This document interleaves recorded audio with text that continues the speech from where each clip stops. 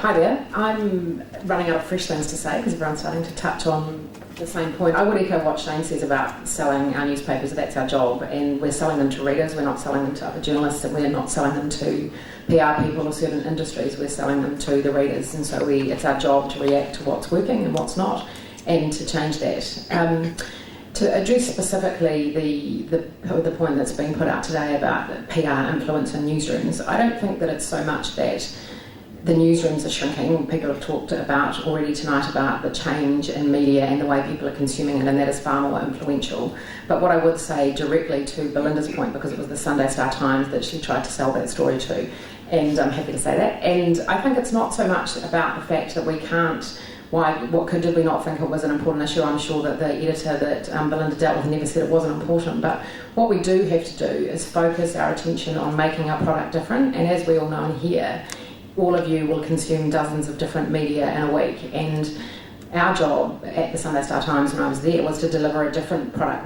There's no point putting out a paper on Sunday where you've read everything that's been in it all week, and because that was a very clear example of something that was coming out early in the week, and then while there might have been angles that we could have still explored, because it was coming out and it was going to be so interesting as Belinda was promising us, we knew that other media would pick up on it, and sure enough in the Herald on Saturday there was a piece. So we had to make a call that our resources were not, we couldn't afford to just repeat something that had already been out there. We wanted to instead put our resources into something different, so that when people picked up the paper on Sunday they didn't feel that that was something that they'd already read and moved on. So that's just one example. I mean it's going to be pretty hard to talk general terms, which I'm sure you're all dead keen on, the secret of getting a story on the front page of the Sunday Star Times. I've been in different PR offices and seen them proudly on the walls when you manage it, but you know, so much is going on, so it's about, as Shane says, exclusives. I mean, we're just not interested in talking to you if you're not going to offer us an exclusive, because we have to give our readers a different product.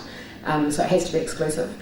You know, so many other things can happen. We might have had, half a dozen great stories that have all fallen over, and yours happens to be number 7, and you ring at the right time, and we go, great, and you might get it on the front page. I mean, there are actually quite a lot of variables in terms of what people are interested in and what is happening in the newsroom at any one day.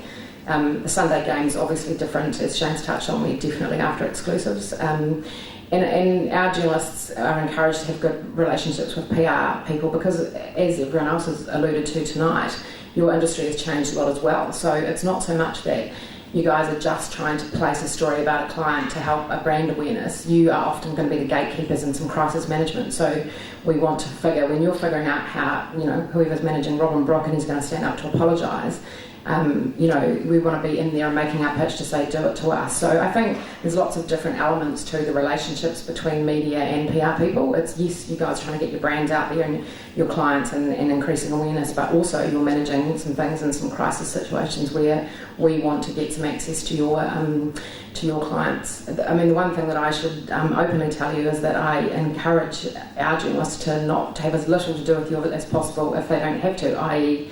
most of the journalists in our newsroom have got John Key's cell phone number and home number, and I would always tell them, if it was something critical, to ring him directly rather than to ring Kevin Taylor. And Kevin Taylor won't like that, and sometimes the Prime Minister won't like that, but it's our job to try and get some information and get it quickly and get it from the source rather than to have it managed. So we'll still do that, and that'll hack people off, but I always will encourage journalists to do that. And the other thing that I think is really important that Shane has touched on as well is relationships.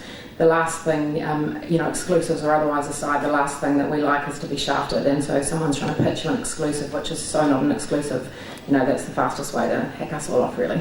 So, but happy to take any questions on kind of relationships, and because I think they are vitally important, but I think that it's really hard to talk in general terms. It's very specific to what's happening on the day and who your relationship is with and what else is going on, because a small provincial daily paper might be very grateful to have that story to fill the gap, whereas a national media that's got lots of competing stories may not be. So there are so many variables, it's very hard to give you an idiot's guide to getting a story on the front page, but certainly happy to take questions about that too.